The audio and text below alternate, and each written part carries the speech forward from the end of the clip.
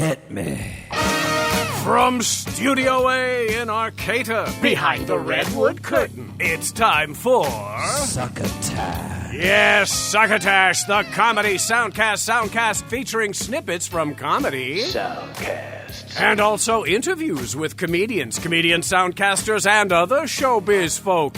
And now, here's this episode's host from up the coast, the man who puts the X in Xbox and the tie on antisocial, comedy soundcaster, Tyson Saner.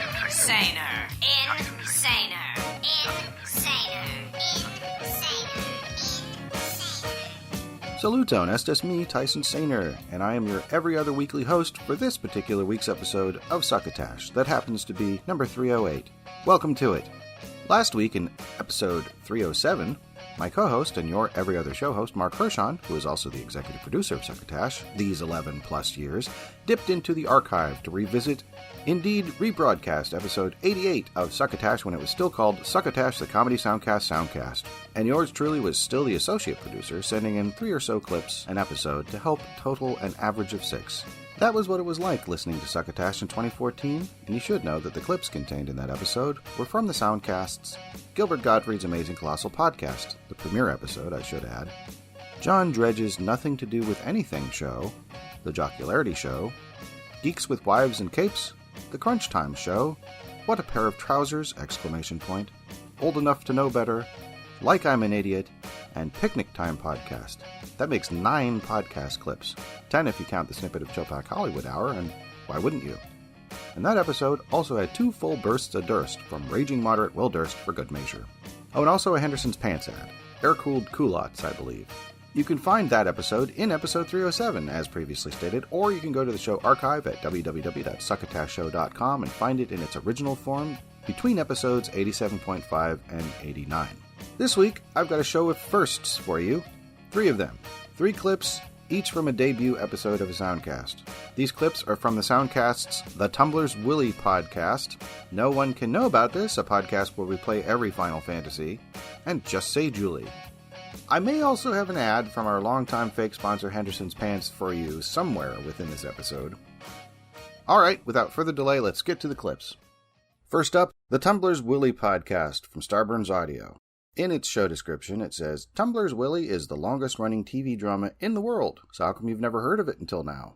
Maybe you're a cultural sloth, or perhaps you've just been busy chasing your dreams. Whatever, now's your chance to discover what you've been missing for the last 120 years. Join American sitcom writer Andy Bobrow and UK children's author Andy Stanton as they take a deep and incredibly dumb dive into this most British-est of shows. If you've got any sense at all, you won't believe your ears. So the clip I've selected is from episode posted March 15th, 2022, which is their episode 1, called Silence and Sound. The episode description says, Welcome to the Tumbler's Willy podcast. In our first episode, we introduce you to the show that needs no introduction, Tumbler's Willy. We talk about its origins as a radio show, how it got off to a shaky start, and yet was an instant hit. You'll hear all about the trials and tribulations of those early years before Tumblr's became the cultural juggernaut that it became. Even though it was, of course, a juggernaut from the start, but it also became one. Okay. So let's talk about the genius of that very first episode. Can you imagine how they must have felt back then, broadcasting the show for the first time, and they had no idea that it was going to run for over 100 years? Sorry, some of the cast and crew did know that at the time. That's since been verified that they actually... Sorry, I should explain that. It's been verified that some of the cast and crew did actually understand, even at the time of recording, that it was going to run for over 100 years. They absolutely did know that. And wow. Yeah, they found that by analysing some of those early recordings, analysing them with waveforms. And, a lot of those waveforms have tested massively high for surety. So, oh my God, yeah, which it's incredible. I didn't know that. Wow, see, that's great. That's what this podcast is for. I mean, that's what we're doing. Exactly, it's hidden gems, really. It's hidden gems, amazing, and we'll unearth many more along the way, I'm sure. So, sure. Again, okay. So this first episode, it's 1902, the spring of 1902, I believe. It's early April. Correctamundo. Although I think the months were different back then. Yeah, they were still using the lunar calendar. So, Right. So it was, yeah. Well, it wasn't so different. They had what they would just call, it was called a slightly shifted calendar. That was the phrase, a slightly shifted calendar from today. So yeah, slightly shifted. Yeah, working on the... Well, it was comparable to what we've got now. It wasn't the same. Right. But it was, well, slightly shifted, yeah. Right. And that was just to confuse the French, right? That was mainly just... Yeah, that was mostly the thinking behind that, for sure. Yeah. And it paid off handsomely. Right. So April-ish of 1902. Well, definitely April, Andy. Oh, okay, yes. But just a slightly shifted April from how we might understand it today. Right, slightly shifted. So slightly, just a little slightly shifted, right. Yeah, well, we shouldn't dwell on this over much. Of course. So, April 1902. Well, a slightly shifted April. Right, but something extraordinary happened right off the bat, which was that the main character, Tumbler, was not even in the opening episode. That's right, he was not. In fact, there was nothing in that episode at all. Yeah. And, that may seem strange to us today, but yes, the very first episode of Tumbler's Willy ever aired, A, did not, contrary to what the public might have been hoping for, contain a character named Tumbler, and B, again in contrast to what the public might have been expecting, contain anything at all. It was just 1 hour of complete radio silence. Yes, complete radio silence. And that had never been done before. It had never been done before. It seems so bold to us now. Who would do that? Yeah, many people thought it was a mistake, right? Right, and of course it was a mistake. Yes, so they were correct. Yeah. But now it looks to us like genius, of course. And, I think with truly great art, it very often looks, it seems to us after the fact like a fait accompli. Right, right. What one considers the Tempest, for example, and Shakespeare's Tempest. One naturally thinks, well, sure, everything's in exactly its right place here, not knowing that Shakespeare did that one by accident. That whole play. Right. One just, he just sort of did that one. He was just doodling and then, Yes, I read that. I think he was trying to write a sonnet. Absolutely he was. And, it just kept on going. And soon he's got this whole thing. And It just got away from him. Yeah. Because he had been told, just don't erase anything, just no cross-outs, just free form. He was doing a writing exercise. Right. And, my question to you, Andy, was he wrong to keep going? I don't think so. I don't think so. In hindsight, no, 100%. Right, 100%. In another way, though, maybe, look, it's a great play. I'm glad it exists and everything, but, then again, we don't know what the world would have been like if the Tempest didn't exist. Maybe the world would have been even better. So, it's hard, actually. Right. It could have been, well, this is unknowable. It's unknowable. When you start thinking about these things in any depth at all, where do you stop? I think my first instinct is like, no, he should have written it down, My second instinct is, well, should he? Yeah, right. And then, of course, my third instinct is always, well, split the difference. Yeah, split the difference. Maybe just every other line, just publish that. Every other line, right, and leave it at that. Maybe that would have been the fair thing to do, for everyone. But, for whatever reason, he put it out there in its entirety, and it is what it is. People praise it to the high heavens, absolutely unaware that it was nothing more than... Yeah, just a cough, really, or a fart. Albeit a fart by William Shakespeare, but a fart nonetheless. Yeah, a fart nonetheless. My point being, if you do actually go back and examine the facts, great works of art are, in many cases, nothing more than complete accidents. Right. In most cases, actually, for sure. So you can find the show on Twitter at all lowercase Tumblers Willy, that is TumblersWilly. Andy Bobrow can be reached at all lowercase Abobrow, which is ABOBROW. Andy Stanton can be reached at Andy Stanton 15, that is capital ANDY, capital STANTON, the numeral 1 and the numeral 5. And the show's website appears to be tumblerswillypodcast.com. TumblersWillyPodcast.com. Next up, No One Can Know About This, a podcast where we play every Final Fantasy, from Jeff Ekman and Ryan Kazmiski. Its show description says, a podcast where we play every Final Fantasy, using recordings from actual play sessions mixed with commentary from our future selves. hosted by Jeff Ekman and Ryan Kazmiski. Pretty straightforward. So the clip I've selected is from the first episode, which was posted back in December 14th, 2017. They're up to Season 6 now. I believe Season 6 ended in 2021. So this is Season 1, Episode 1, An Unexamined Life, in which, the description says, Jeff and Ryan embark on a journey that many have taken, but no one should, to play every Final Fantasy game. I don't know about that. I'm going to be trying that at some point. Will they learn something about the games, or themselves? Will they lose their minds? Find out as a 6-episode Season 1 chronicling the first Final Fantasy game unfolds. We did it. That was easy, thank God. We beat the main bad guy of the game and we got the princess back. Done! 250 gold, man. You thought this game was going to be hard. Gotta loot. We gotta loot. Can you kill people with loots?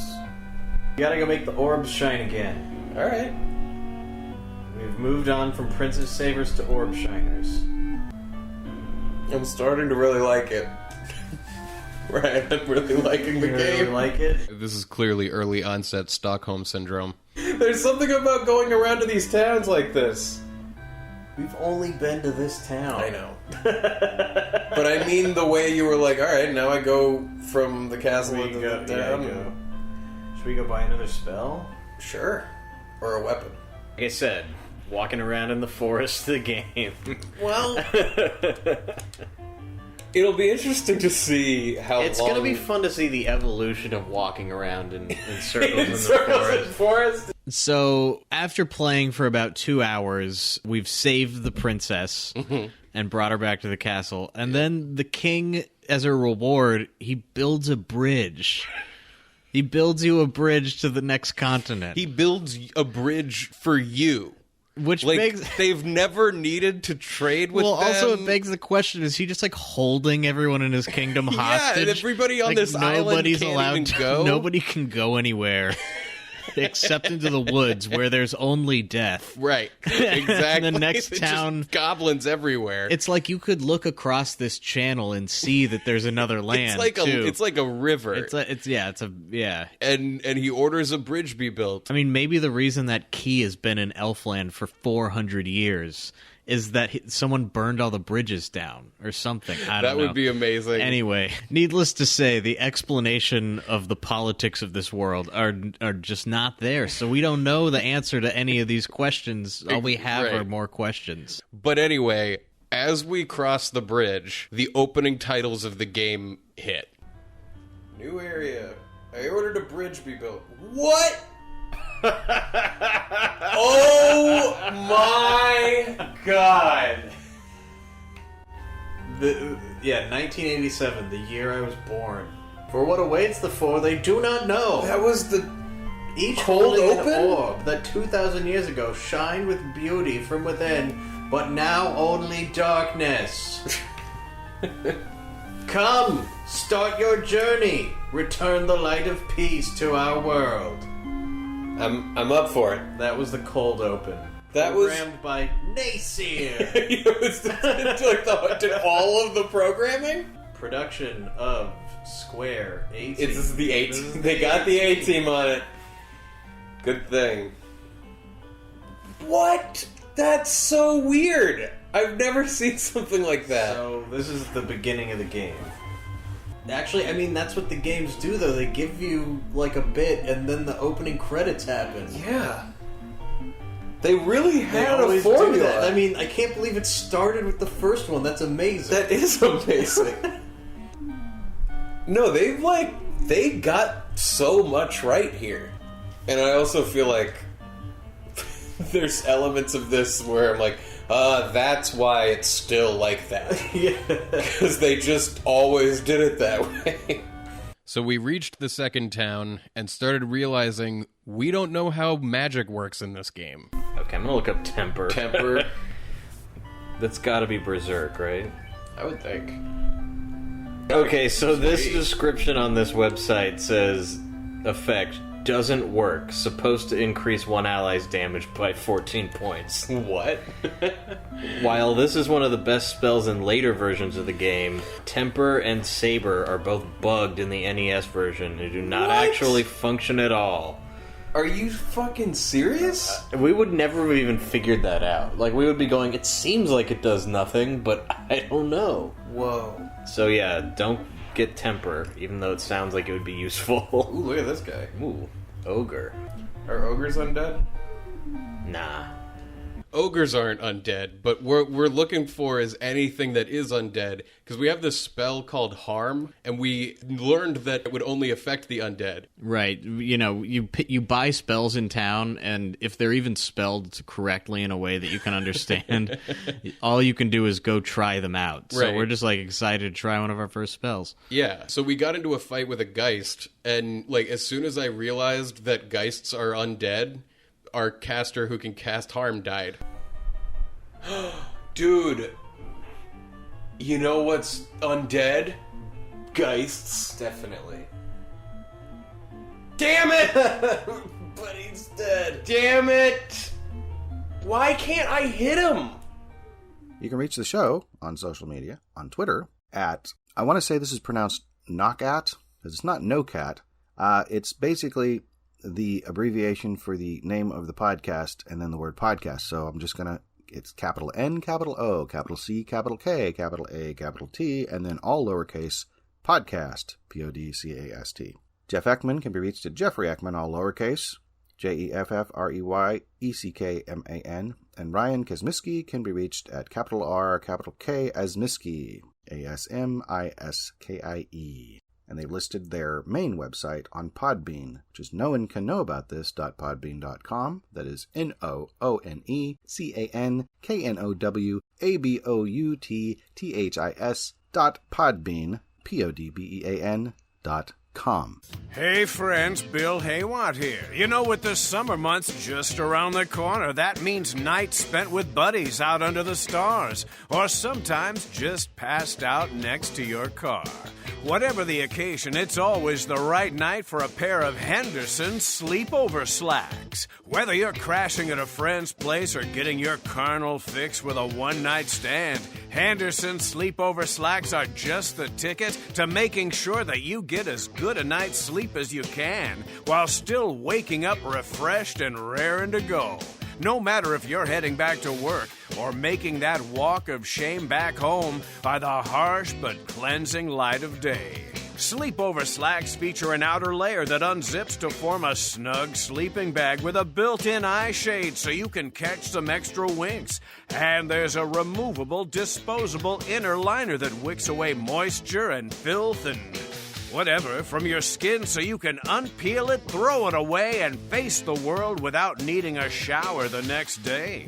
The nylon zipper doubles as a removable tooth and hairbrush, and the sleepover slacks double stitching can be plucked out a bit at a time to be used as dental floss, so that you're looking as perky as can be for that big important meeting or facing the spouse. What's more, Henderson sleepover slacks are unisex, designed for both men and women who care to leave the very best impression when it comes to living indiscriminate lifestyles. Originally designed for train conductors, flight attendants, and United States congressmen, Henderson sleepover slacks are available wherever fine bedding and or camping supplies are sold. That's Henderson's, letting you get into our pants since 1849. And now back to the groovy sounds of Succotash. Thank you, Bill Haywatt. Finally tonight, Just Say Julie, from Julie Brown. Its show description says, Miss Julie Brown of MTV's Just Say Julie, Medusa, and Attack of the 5'2" Women, and more, talks anything and everything with sidekick and producer Benny Lawrence. Anything is possible on this podcast/web show, so stay tuned. Yes, there's actually a live YouTube version of this show. Well, by live, I mean you can watch them on YouTube. And of course, this is from episode 1, which was back in February 9th of 2022. And its description says, in the first episode of Just Say Julie, the podcast, Julie reads title suggestions from Twitter and talks Bachelor conspiracies with friend and producer Benny Lawrence. In this clip, a little about how Miss Brown and Miss Lawrence met. I do know a certain amount of Spanish now. So you basically do speak. You're basically mi hablo español. So I'm trying. Me llamo Jessica. Yes, exactly. So. Jessica is an actress I'm going to talk about you more. I'm calling you Jessica. I know. Wait, should we say Benny or should we say Jessica? I keep saying Jessica. Uh-oh, was Benny a mistake? No. Benny's fabulous. Her stage name is Benny Lawrence. But because I've known her longer, I slip. But from now on, I'm going to call her Benny. And you're going to call her Benny, and you're going to have a sneak peek. If you're really watching from the beginning, you'll have a literal... These will be literal Easter eggs or something. Well, this is Benny. She's an actress and a writer, and we met in the Groundlings. Because we were both in a thing called a Power Wow, which is an improv. You sign up for it, and you do 4 classes, and then you get to do a show. And the funny thing about it, it's very fun, but you are improvising with just any level of person. And some people are so terrible. You know, the Groundlings themselves are all amazing because a lot of it is just practice, right? And doing it. And I think there is some form of like you just like get it. Like, you get it. You get it. And beginning improvisers are sometimes so terrible, it's unbearable to improvise with them. And that sounds really mean, but if you're up there, you're going, I don't even know what to do right now. But if you're with one of the Groundlings on stage, it's like effortless.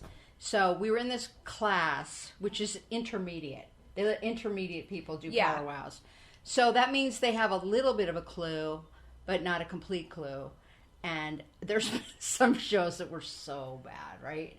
Remember the one where no one laughed the whole time? Yes.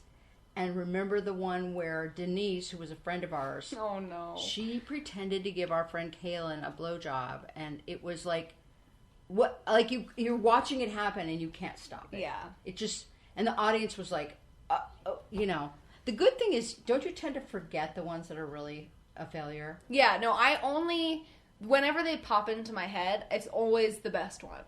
Yeah, the most magical ones. The most magical one where something really incredible happened, and you know, there's a weird feeling like when an improv really works, it's like you're tuning into another zone. Yeah. And you can feel this thing happen, and you know what to say, and you know what to do. And when it's not working, it's just like the worst kind of mental hell. Yeah. It really is. You're like, where do I go? What do I do? And you're looking at this person, and they look the same way. So, and I miss improv so much, don't you? So much. Yeah. Improv is like the best kind of therapy, better than crystal ball. Sorry. Way better than crystal ball. It's like you get to act out your craziness, right?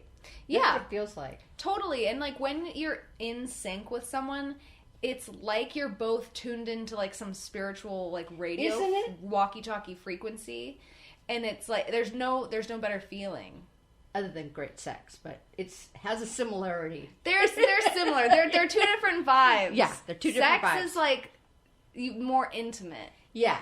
Improv you can share even with people who weird you out. Yeah. Yeah. You can even have a good improv with somebody that's a weirdo. Yeah. Which we've done. But it's a magical thing, and I've even read that it's often a cure. They're starting to realize for things like anxiety, and you know, in therapeutic situations they'll use it because you're externalizing all the craziness, all the feeling, all the characters you have in your head. That's how it feels like to me. Yeah, like you get to be this character and then laugh about it. So I miss it so much. It's been so hard to not have that outlet during COVID. Yeah. You know, we've done some improv shows on Zoom, but Zoom sucks in so many ways. Well, Zoom is just how you kill human connection. Yeah, but it's not like 100% dead. No, not 100%. But as far as like improv, I feel like that requires being like in someone's aura, like being in their energy. It really does. And improv, it's like, you know, I feel like if regular improv feels like you're getting 100% of something, Zoom improv feels like 20%. Yeah. But it does feel like better than nothing. Yes. Because otherwise you're just sitting at home freaking out or just watching. I watched every episode of Survivor, which I'm really embarrassed to see. I did. It made me happy because it was about a tropical place and people were doing stupid games. Here. I want to show Subi. This is Soupy. She's a wonderful Maltipoo.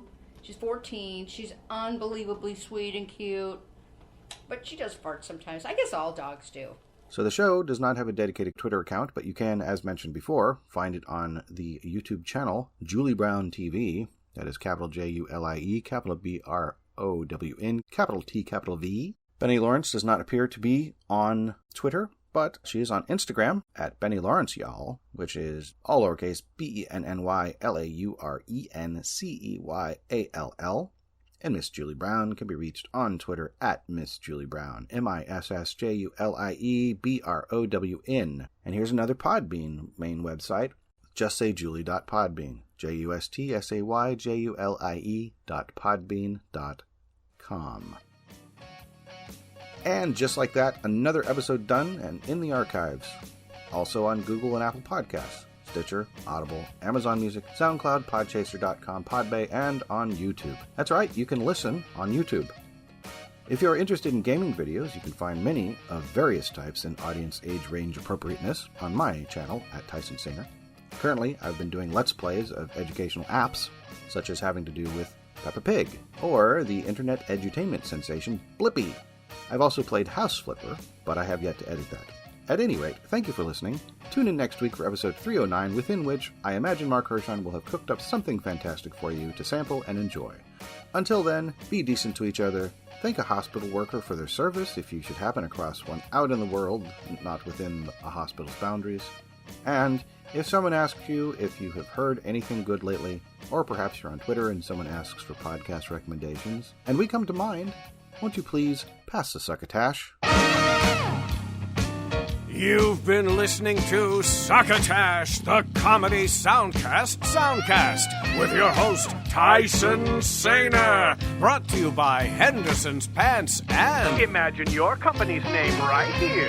Rate us and review us at Apple and Google Podcasts. Find us on the web at succotashshow.com, on Stitcher, on iHeartRadio, on YouTube, on SoundCloud, and wherever fine soundcasts are streamed and or downloaded. Follow us on Twitter and Instagram at Succotash Show.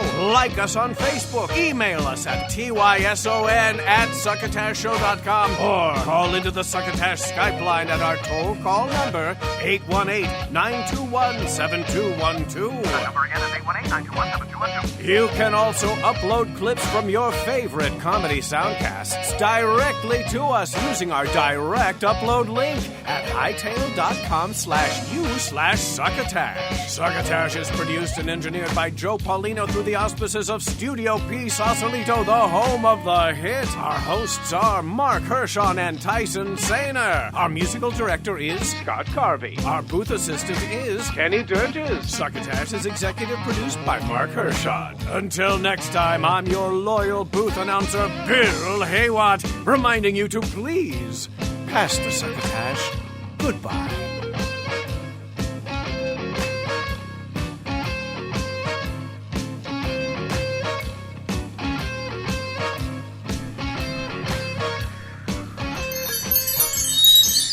This has been a Succotash Patch production.